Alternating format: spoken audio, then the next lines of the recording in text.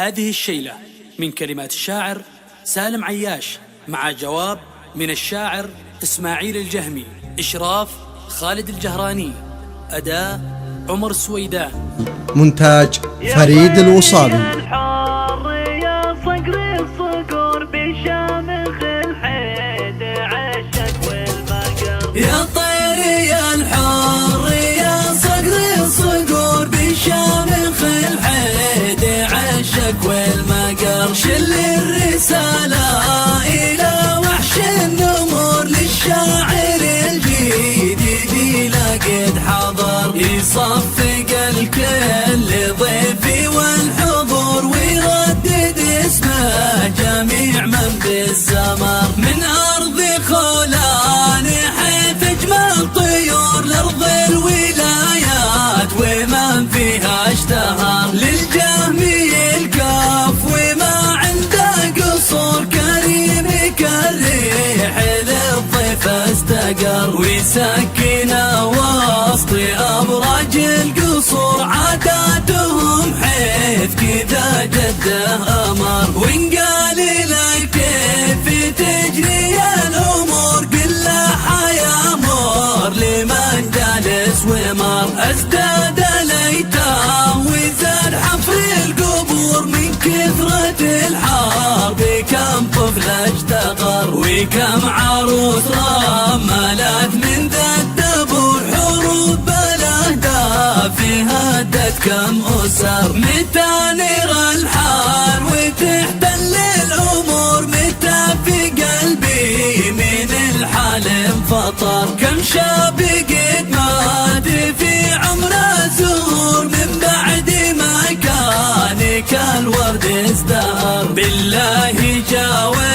فيما عد بشعور حتى وإن شفتها جسنا شعر، متى نرى السلم بدره يدور ونرجع أصحابي الجيد الأقر، متى قد يعود ذاك السرور، بالله جاوب ثقل ضاق البشر. جواب الشاعر إسماعيل الجهمي، أداء عمر السويدان. يالله ما ضاع عبدك من أجور الخير للخير قد زاد وانتشر، يالله ما ضاع عبدك من أجور الخير للخير قد زاد وانتشر، من قبل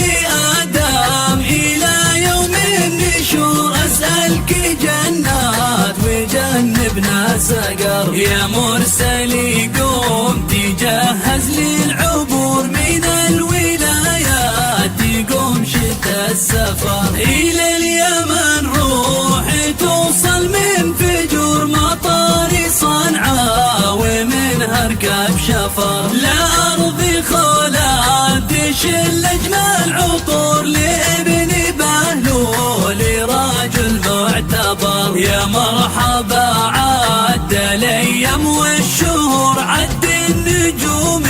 المضيئة في الغدر، وعد مطلع طمام وجه البحور بمن هداني من أبيات الدرر، الصقر سالم والبازي الغيور على الوطن شفت بقوى لا عبر، شرح لي الوضع في عدة سطور وما يعانيه شعبي من كدر، خلى الكبد نار ودم القلب يفور من داخل أحشاه والدمع انهمر، ها يا ابني خولاني يا نسر النسور دي صيدكم معتلي جنب القمر، أبو علي قال بعد الضيم نور لابد ينزاح من شعبي الخطر، يا صاحبي ترجع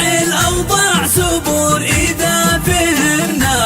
وحللنا الخبر، يكفي دماء يا سنادي والدخار، يا راس مالي ومحزم كل حار، حبل المخوة متين مثل الصخور الجد